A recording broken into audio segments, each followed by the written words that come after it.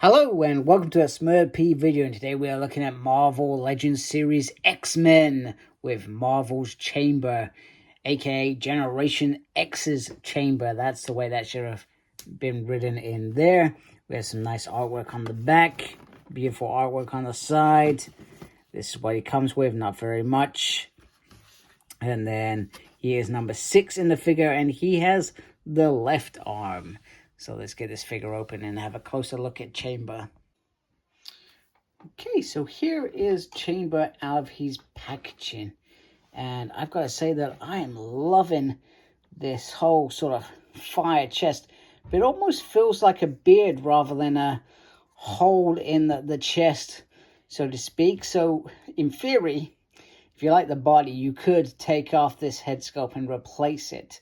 So from that perspective, I feel like it's a disappointment because they haven't grasped that Chamber's powers. When they developed, they blew this hole out of his chest, etc., and he's all sort of bandaged, etc. So I'm not sure, and I'd have to go read some more Generation X. I haven't read it in a good few years.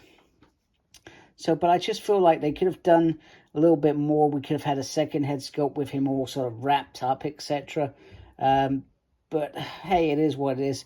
He's I think, if I get my camera to focus, they've done some great job in terms of the face sculpt around there. It looks very cool. And then the flame thread goes all the way around, which is pretty decent. But yeah, I just feel like they've missed an opportunity to make the ultimate one. But you could say that this isn't actually Generation X's Jonathan Starsmore. I'd have to go look at the costumes, etc. But this felt to me, when I saw it, I thought this is more when he was in those uncanny X-Men issues with Nightcrawler and X-Men, and they're wearing leather suits. That's what this felt like to me. But, you know, maybe that's why it doesn't say Generation X. But I just thought it was a little bit bizarre, that. So, with that said, articulation here is going to be limited with the head sculpt because it's a massive piece. The arm can go all the way around, go up like that. There is movement in there. There's movement on the bicep. That is the pinless body. So he has the double joint on there.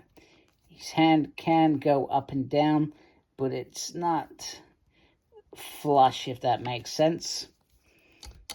He does have the ab crunchy going on there. He's got this beautiful jacket, by the way. I love this jacket. It's very nice. He's got a spin there. Can't do that with the legs. There's a movement on the swivel on the thigh. He does have pins in his legs, which I find bizarre. So they're kind of blissing bodies. He's got a lefty, a righty, an upsy, and a downsy, but it is very small. I have had difficulties posing, getting this figure to stand up quite a bit. And I'm not sure what it is, what legs they've used, but I've struggled. It has been a constant struggle throughout. I just can't get it to sit flush, etc. So just move that around like that. So in terms of accessories, so rather than giving us that second head, and like I said, I would have to go back and read Generations X. I could be completely clutching at straws with what I'm saying. So if I am, I do apologize, because I hate saying things wrong. Goodness. So once Generation X ended, these characters were sort of either shifted into other series. So for example, Monette ended up in X Factor. Jonathan Starsmore was in Uncanny X-Men. Jubilee became a vampire at one point. I can't remember if she must. I don't even know how she got rid of that curse. Skin and Cinch were killed in Uncanny X-Men, which was quite a blow for those hardcore fans. However, Cinch certainly has a great part to play in the current X-Men lineup, etc. So, but I can't remember if we've seen much of Chamber since. Probably not. And sometimes that happens, you know. These characters get created and they just get lost. which is a real shame because they were great characters. Generation X was a really great, enjoyable run, and it was around the sort of time that I started really reading comics, and I would love an Generation X omnibus. I'll put it out there. And then we get the beautiful white arm, which is very nice. I'm looking forward to building Child.